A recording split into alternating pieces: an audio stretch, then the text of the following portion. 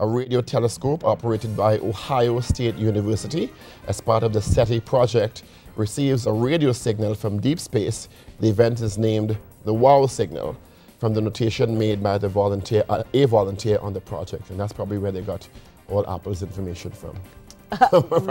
from the aliens who sent it from deep space. Welcome back to First Up. Thank you very much for joining us this morning. Don't forget, 9 tonight we focus an entire hour on gold medalist Keyshawn Walcott. It's called A Star Is Born. We trace the steps, the walk of a champion. Right now we want to welcome to our set the Chief Executive Officer of CEPEP, Chairman of CEPEP, Mr. Adesh Deonarine. Good morning, Mr. Chairman Deonarine. Thank you for joining us this morning. Good morning. Welcome, Mr. Deonarine. Now, CEPEP is being called upon to act in so many different ways, especially regarding the last weekend and flooding. What was CEPEP's role in helping to mitigate the effects and bring relief? Well, as you know, CEPEP is a responder in terms of disaster. We have our disaster plan in place, and on Saturday morning we started receiving lots of calls. And we had no choice but to call out the contractors to respond as is part of the contracts. So we had almost 300 people respond to the Diego Martin, Maraval area, as well as La Saiva. And from then on, we have been continuously doing cleanup operations. Of course, it's difficult when you have the flooding still taking place and running waters and things like that. The water courses were very, very dangerous. So we had to wait basically until, the water subsided, and then we moved into action. So we are still there up until today. Mr. Deonarine, I know that you were trying to mobilize more people to come to the area and to tap into resources from other parts of the country. But we've had residents who have said 300 contractors is simply not enough for the scale of what took place. A comment from you and maybe some words of reassurance for them. Well, the thing is that it's as the Prime Minister said, it's a disaster area, and where disasters are concerned, it's an overwhelming situation that cannot be managed. If it was able to be managed properly, it would not have been a disaster. So it's difficult with the amount of resources we do have, and we are trying to spread ourselves very, very thin. We call out contractors from within the area, we call out contractors from out of the area, so we have to bus them into the area. And the area is so vast, and then we are working together with the fire services, the regional corporation workers, and the ODPM in their coordinating activities. So we could only operate with their guidance. We don't want to go into areas just on our own because, as I said, we are responding, basically giving manpower and support to clean up operations. So we don't want to overstep our bounds. It's a coordinated effect. It is a coordinated operation. Let's talk about, usually operations like this come in phases. And what would you have been, CEPEP by extension would have been told about the different phases of operation, given the fact that, everyone wants relief now because their personal situations have been totally turned upside down. What would the phases of operation be and CEPEP's involvement in that? Well, the phase of operation would have been the first responders would have been the fire services and the regional corporation. They would have had to do an assessment of the area, an assessment of the damage, and see where CEPEP would have been needed. And on that assessment, then we'll be called in to do cleanup operations with whatever equipment we may have. We have a couple of trucks, backhoes, bobcats, things like that. But the area must be properly assessed because you don't want to clean down a hill and then up the hill it comes down again. So it must be well coordinated, and then our manpower will be channeled in particular areas, and then we'll start the operations come down, but be guided by the regional corporations. If not, you will have a whole lot of chaos, and people will be cleaning up after cleaning up, and that's what happened over the weekend actually. You said that you all are stretched pretty thin on the ground right now. How are your people doing? Is fatigue beginning to set in? Because apart from exhausting work, it's psychologically traumatic to see that level of devastation. Well, actually, what they are doing very well. I must commend all the contractors and their workers and the members of staff of CEPEP who turned out. We haven't had any complaints really about any fatigue or any overwhelming duty that they are performing. We are trying to do a shift system actually, so workers would not reach that stage. We are trying to provide the necessary equipment for them, all the occupational and safety equipment, vests, masks, things like that, so they will not become ill as a result of this situation. And then we're doing a shift system because I think the regional corporation wanted us to work into the night period. So we will call out some workers during the morning period and then evening and then into the night. I'm not too sure. Probably after, I will need to find out if we are going 24 hours. In terms of the health side of things, were tetanus shots administered, you know, because with all the cleaning up that they're doing, they may encounter rusty nails or pieces of steel and that sort of thing? Well, I'm hoping that they are well prepared with their personal protective equipment, and they're operating with their necessary boots and gloves. So I hadn't had any reports of any injuries taking place or any ill health to any of our workers thus far. 5 days in, how much of a workload still is dependent on the situation from the CEPEP side of it? Well, there's lots. It's continuous, and we are their full support. I mean, I've been receiving calls from from residents, you know, even one member of your staff, I think, and we try to help as best as possible. But again, it must be a coordinated effort, because we don't want to go into one area and the other person said we're not helping them and things like that. So because this is a seemingly, now unfortunately, perennial thing, because of whatever circumstances that have come together to cause this, not only in the Northwestern Peninsula, but certainly it's happening in other areas.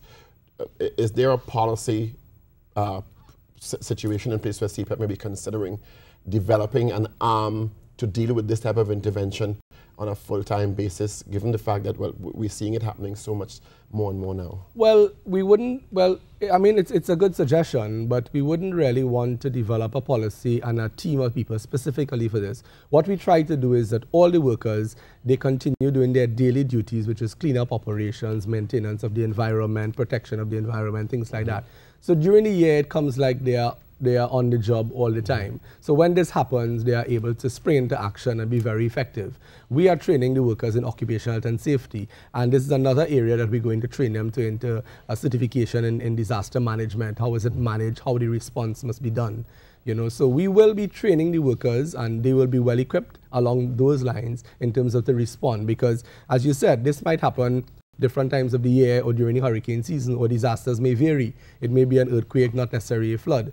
So we have all the contractors all over the country who will all be well prepared and equipped to respond to something like this. Because you see, if you isolate a specific team of people, what is going to happen is that, let's just say North is cut off from South and the persons are in particular areas. So we really need to educate all of the workers themselves. Training. So they will be prepared. Even their own families, we encourage them to have a family disaster plan. So in the case of an emergency like this, the plan would have been activated, people would have been in safe areas, all the equipment would have been protected. Mr. Deonarine, this may be a bit gauche, but we have to talk about it anyway, in terms of how are people being paid for the work that they're doing, or is it all voluntary, or is it partially voluntary? How is that being organized? Well, we work out with the contractors, and it's we will compensate them. Usually we either compensate them a financial reward, or we give them probably like a compensatory day off, which equates. But we will negotiate with the contractors. All workers will be compensated in some way or the other, because this, beside disaster, is supposed to be a voluntary aspect of it. We do appreciate the services that they are giving to us, and we are concerned about their livelihood and their time off over the weekend. When people had a public holiday, CEPEP workers were out there in full force. Because of the expanded responsibilities of CEPEP, not only in the disaster mitigation, but certainly in the last year and a half or so, has the board, I guess by extension, done an assessment of how the transformation of CEPEP into these many new areas is going, and how the contractors are coping with these new expanded levels of responsibility? Well, basically, this is what the program was created for, and we are just maximizing that effect, and we are using the contractors the way they were supposed to be used in the past. They are very, very cooperative. They are very, very aware of their roles and responsibilities. We are just identifying it clearly to them. We are having lots of meetings with the contractors, and we are training the workers along those lines to prepare them not only for within CEPEP, but after they leave the program, which is a maximum of 3 years they will be on the program for. So we have signed MOUs with COSTAT. We are in discussions with the National Training Agency to develop skills, and we have also signed MOUs with NEDCO to give financial literacy programs to the contractors. So we are about educating the workers. People are now seeing the need for CEPEP, because anywhere you turn, you're hearing CEPEP, you know, things like that. Do you think with that said, the public perception of CEPEP is changing, or has changed, given CEPEP had been riddled with reputations of corruption, of of ghost gangs, of contractors flouting the rules and regulations. Has there been an audit done to see that the checks and balances are actually being adhered to? And do you get a sense that people's perceptions of CEPEP's role in society is changing? Well, based on the need and the demand and the calls, their perception definitely has changed over the last couple of years. And based on the media reports, I mean, it's clear to see that CEPEP has been out of the limelight in terms of negativity. And that is what, as chairman and the members of the board and management, we are bent on that. We have issued the certificate of good character for contractors to be part of their requirement before they are given contracts. So we are trying to eliminate the gangs and the perception that people may have. But of course, you know, you will have the ups and downs with people's opinions. But as far as I can see, the perception is totally changed. People are actually seeing the necessity of the CEPEP program. And of course, we will have some bad apples within, but we have our monitoring and evaluation systems in place. As chairman, I'm not bypassing any of those, and I am very, very stringent on their performance. That said, Mr. Deonarine, has the CEPEP managed to find an accommodation or a good working relationship with the regional corporations? Because there was a feeling at one point that CEPEP was going to take over the regional corporations and render them, you know, obsolete, as it were. Well, actually, each agency, they are different roles and functions. So what I have established as chairman is that every single meeting of the regional corporation, we will have a CEPEP representative. And CEPEP is represented, URP is represented, as well as all the other agencies, TNTech, WASA, Fire Services. So we work together as a team. It is very, very difficult to sometimes maintain the large expanse of area that you are given. And with CEPEP, we sometimes give an environmental work area, which might not be within the realms of a regional corporation. So they ask us for a lot of assistance, and we work together with them. It's a coordinated effort, whether in disaster or not. So we need to know where they need the assistance, and I move the contractors accordingly to facilitate. If there's a need for cutting of an empty lot, the regional corporation will go through the legal aspects of it to try to contact the owner to say your lot is whatever. When they go through the legal aspect, they will inform us, and we are now legitimate to go in and cut. We arrange with them to see what as best as possible if we could be compensated to at least get some form of reward.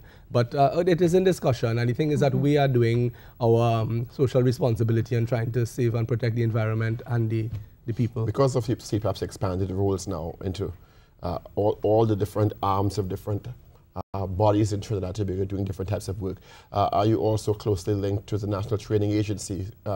Given the time mandate for participation and moving on to a next phase of your career, as it were, in terms of certifying and qualifying people so that when they pass through CEPEP, they are better off than when they join CEPEP in terms of being qualified in a particular skill set, with a particular skill set?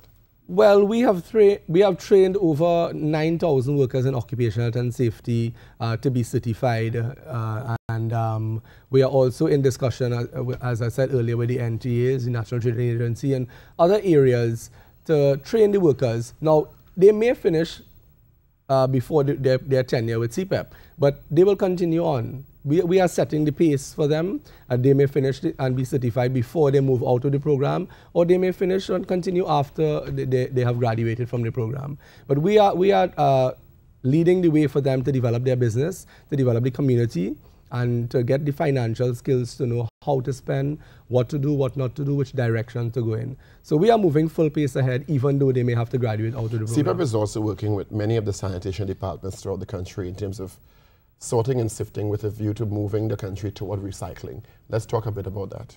Well, we have a plan in place where we are going to start garbage separation, because our workers are all over the country.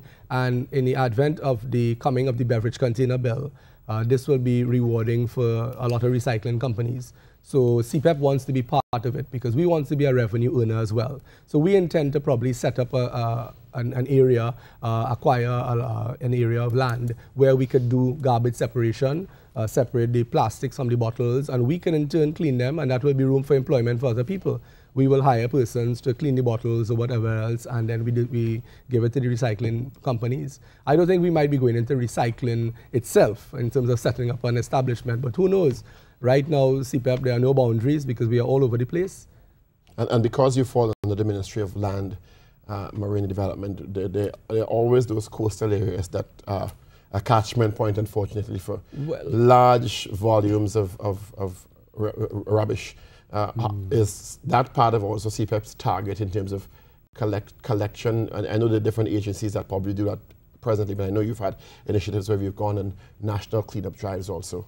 Well, the CEPEP Marine was launched. It started in December of last year and established January this year. And for the past 7 to 8 months, we have collected 33,000 garbage bags along the coastline. And that is just one particular area. Because of our financial constraints, we only could have brought on about 3 or 4 contractors. And they have like 2 boats each. And they're on the Western Peninsula, and 33,000 garbs of garbage. And that's plastic bottles, all sorts of things. They get toilet seats, clothes, all sorts of things coming down the river and the watercourses area. So we have established that, and it continues. We have also started on the 28th of July a coastal cleanup, which is a beach cleanup, where we are giving back to the community and we are trying to educate the community about environmental protection and damage to their environment. So we are going to the beaches. We are using the contractors from the area and voluntary organization, NGOs, whoever wants to assist, community groups, and we are going down there and making it a fun day. We went to Mayaro, the contractors came out in their full numbers. They set up their pots, their tents. So while people cooking, people cleaning, we played music, we had lots of fun. And we intend to do that all over the country. We intend to go to the schools as well to try to encourage environmental protection and show how CEPEP is involved in it. So we are continuing our Mr. Deonarine, you know, that's all well and good in terms of turning it into a fun day, you know, giving back to the community and all of that. But at the end of the day, you have a certain number of people dedicating a certain number of man hours, using a certain amount of equipment, getting wear and tear to do work that you really shouldn't have to do in the first place because people are deliberately flouting the regulations when it comes to littering and proper disposal of their garbage. I mean, what is the dollar figure that you can attach to an exercise like that every time you do it? And will CEPEP make a recommendation for some sort of a special taxation or fee to be attached every time they have to do that, you know, so that people can actually stop creating this unnecessary work? Exactly. Because you all could have been doing something else instead of going to do that cleanup, yeah? Well, I am hoping that the nation would wake up and the culture would change and they would see the important things we are trying to do. But if CEPEP is there to pick up the slack after they do their nonsense for free, because they don't have to pay for you coming to do that really, then it's going to be a recurring decimal all the time. Yeah? Well, we are hoping for a change in the attitudes of people. We are hoping for the enforcement to really happen, where litter wardens will be on beaches and things like that. And we could only do our best. We can't afford to pass by and let it be on the side there, because you or I might be involved in some accident on the beach and we can't say, well, it's their fault. You know, so we will try to set the pace. We're hoping that out of 100 people, 10 might decide to carry garbage bags to the beach. And once we get a small start, we will have made an impact. So we're just trying to continue doing it and making fun out of it and letting the people get involved, bringing the community forward. That's what we're really trying to do. Let the community groups know that this is yours. This is no foreigner. You know, we are now on the world map with the gold medalists. People will be coming to Trinidad. People are asking where Toko is, you know, and you want to give them directions. And when they're going up, they're only passing out the garbage on the road. And then whose name will be called? CEPEP. So we will try to do our best and try to get the community involved, to get participation in as best as possible. People need to take responsibility at some point in time. All right, we're going to take a break. We're with Mr. Adesh Deonarine, who is the chairman of CEPEP. We'll come back with your calls, particularly for those of you who are in the Northwestern Peninsula who may have questions that you want to pose to Mr. Deonarine. More after this break on CTV.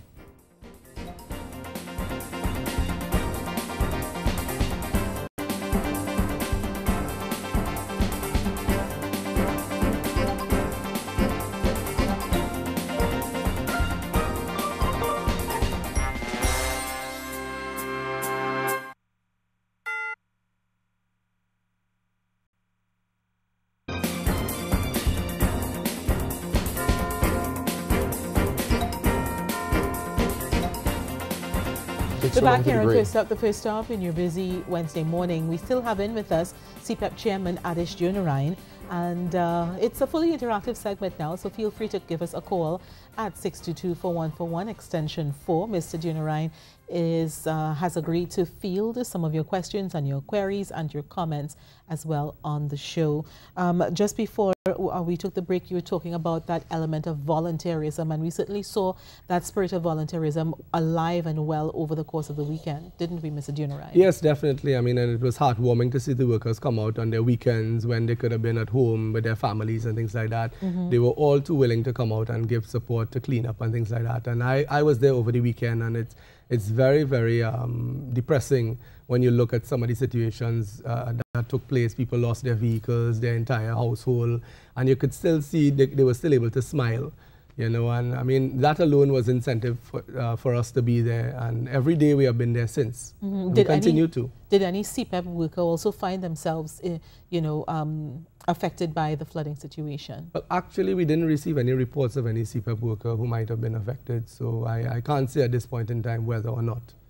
You know, but we are there every day. We are taking calls via the regional corporation, as well as we are taking calls on our own, but we are communicating the calls back to the regional corporation so there wouldn't be any duplication. Because of course, you know, people at a panic stage, they are calling every number that they could find and whatever response they get. But that is one problem you have in disaster management, where you will have too many people responding, and you will get one house will get about 5 mattresses, you know, and what you're going to do with 1,000 tuna sardines. So that's why it needs to go to a center via the ODPM. I think they're using the number 511. So through the ODPM, they are coordinating all these efforts, and the regional corporation, so they will know the different areas that they need assistance and what they may need in terms of mattress, clothing, food stuff, things like that. Past this weekend's disaster, which CEPEP is helping to mitigate in terms of the effects, one word keeps coming up in our conversation, and that seems to be community outreach. Is that definitely one of the mandates of CEPEP in its new incarnation, to go to the communities and help people to empower themselves? Well, it is, and it continues to be. But again, as we were talking about earlier, you could lead the horse to water, but you can't make it drink. And that's what happened with the communities. Sometimes they will see CEPEP in the area, and they don't worry about anything. CEPEP will do it. You know, one of our members of staff had a song, Mr. Michael Legaton, he's a member of my staff, and he sang a song this year, Calypso, called Nastiness, where he said the people just said a nastiness all over the place. And people said, nah, don't worry, CEPEP will clean it. And that was one of the punchlines, right? And the thing is that people need to understand the importance of the environment to their health and well-being.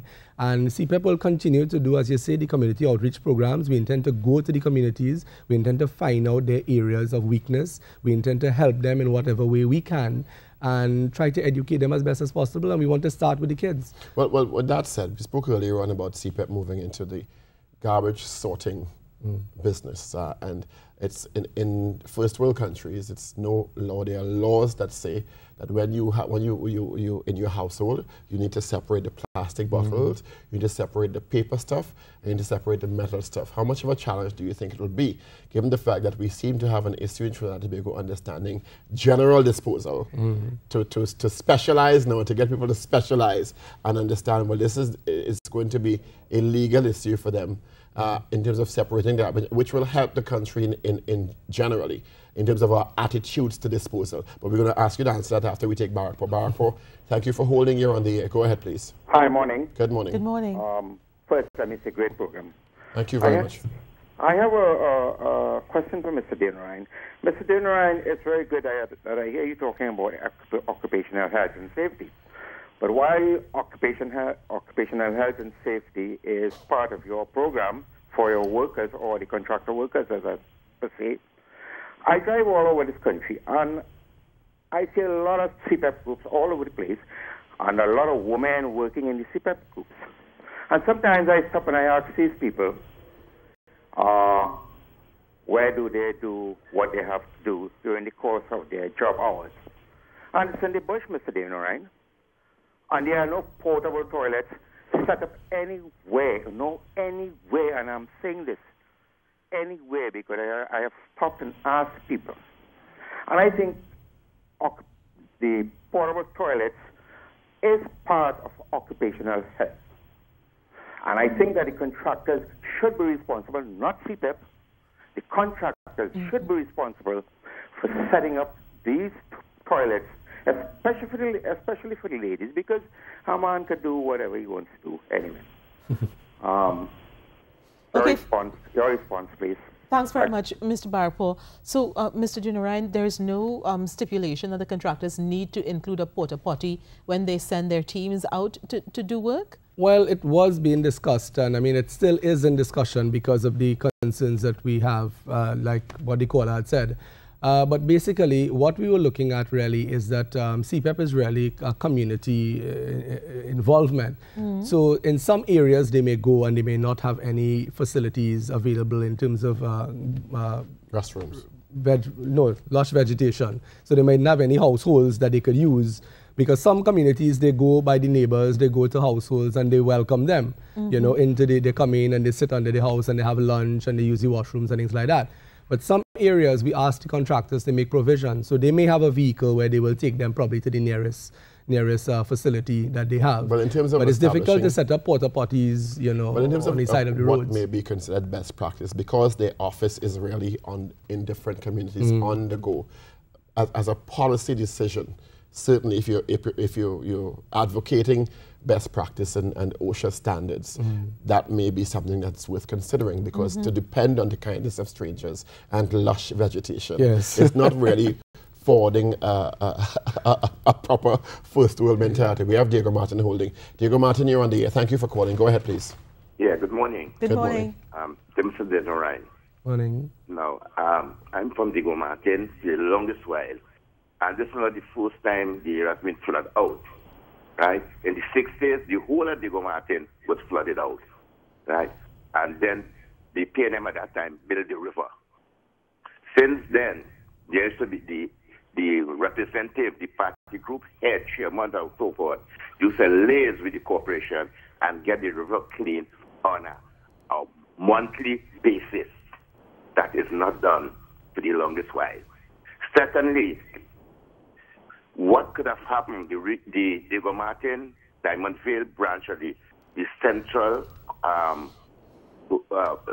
what do you call it? The head of the area that do community development, the whole that community area, that could be extended and build several houses for apartments for people when they are flooded out, so they could stay there temporarily until they could be relocated. That is not done, and a lot of land is being wasted there, you know. Thirdly, there are people on our book, Mr. Gibson and others. It's the third time they have been flooded out and lost everything. And up to date, this hour is speaking to you, no CEPEP, no person has come to rescue them and clean the place. And his place is obliquely opposite the regional corporation. Thank you. Thank you. You see, there's a perception that CEPEP is going to respond to the calls when CEPEP has to wait for the ODPM, the coordinating body, to direct you in whatever areas they see fit at the point in terms of priority. Well, again, I mean, I'm glad to get the information after the program. I will definitely send somebody up just to do a site visit of the area to see what assistance could be rendered. And again, as I said, once we get the information, we communicate with the regional corporation to let them know that we received a call. But as a result of the overwhelming requests for CEPEP workers to clean up there, it's difficult to actually cover the entire area, you know, at any one point in time. So it's part of CEPEP's responsibility or mandate to clean and desilt rivers in any way? No, that's drainage. But people have the perception that CEPEP does everything. Well, exactly. That's what I'm saying. Once it's cleanup or once it's maintenance, it's CEPEP. Yes. You know, what are the other projects, new projects that CEPEP is embarking upon? Well, we have a couple of projects. We are doing enhancement of green spaces. As part of our 50th anniversary celebration for independence. We are going to plant 1,000 trees over the entire country and possibly more. But just for the anniversary, we're doing 1,000 trees. We are giving the contractors the trees. They are developing the green spaces where they will plant the trees in their communities. Of course, an area that is well maintained. and the contractor will be responsible for these trees and the growth and the maintenance of these trees on a daily basis. That's one aspect. The other aspect we are having, and actually we're doing a community and beautification project where we have a little competition going on with the contractors to beautify the communities that they work in. And this beautification using natural resources, whether it's flowers, plants, whatever, you know, whether it's assistance of a home. We did a CEPEP Santa project last year as an initiative organized by the Prime Minister, and people, it was 100% success where we help people build homes and paint their homes. So it's a similar thing we are having this year, but it's more of a competition level for the contractors, just as an incentive to get them involved to do projects, either build homes, either paint houses, but no painting of stones. We are not judging any painting of stones. Well, fine. I think you've moved past that. Mr. Deonarine, thank you for being with us. We appreciate your time this morning. Thank you very much. It's a pleasure being here. Your thanks to your workers who have been out in the field in the last couple of days, really doing human service under really stringent, difficult circumstances. We've been talking to Mr. Adesh Deonarine, who is the chairman of CEPEP. We're going to take a short break and get interactive with you in an open forum. And the question is on disaster preparedness in Trinidad and Tobago. Are we in this country ready to deal with a natural disaster? We want to know what you think. 622-4141, extension 4, and you can also send text messages and post. We'll be back with more after this.